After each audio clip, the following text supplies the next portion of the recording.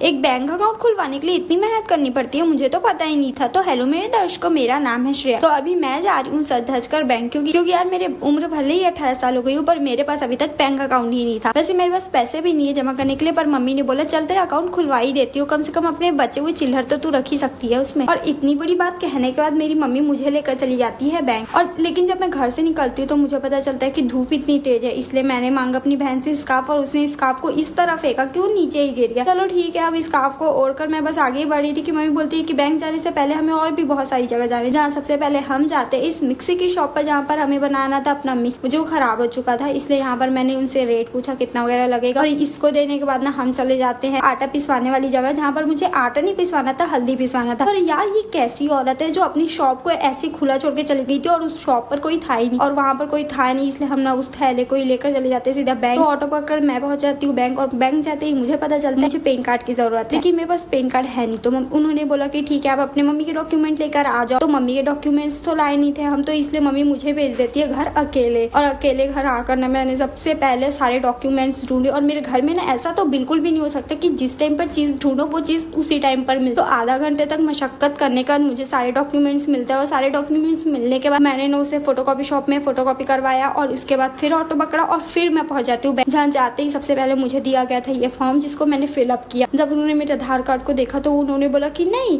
आपको तो pan card की जरूरत है ही नहीं, आपका अकाउंट वैसे भी बन सकता है। तब जाकर ना मेरा दिमाग खसक गया था यार, मतलब इन लोगों ने मुझे फिजूल में इतना मेहनत करवाया। और ना पता है ये सब करने के बाद ना हम लोग को लग रही थी बहुत ही तेजी वाली भूख, तो मैं और मम्मी चले गए थे बाहर कुछ खाने, मतलब बैंक के बगल में ही एक शॉप थी, तो हम लोगों ने वहाँ से चाट लिया था। और चाट वगैरह खाने के बाद ना हम लोग थोड़ा सा फिर से बैंक गए थे। फिर हमने ऑटो पकड़ी, और ऑटो पकड़ने के बाद ना हम चले जाते सीधा चश्मे की शॉप पर, क्योंकि यार ये चश्मा ना सुबह मैंने तोड़ दिया था, जिसको हमें बनवाने के लिए देना था।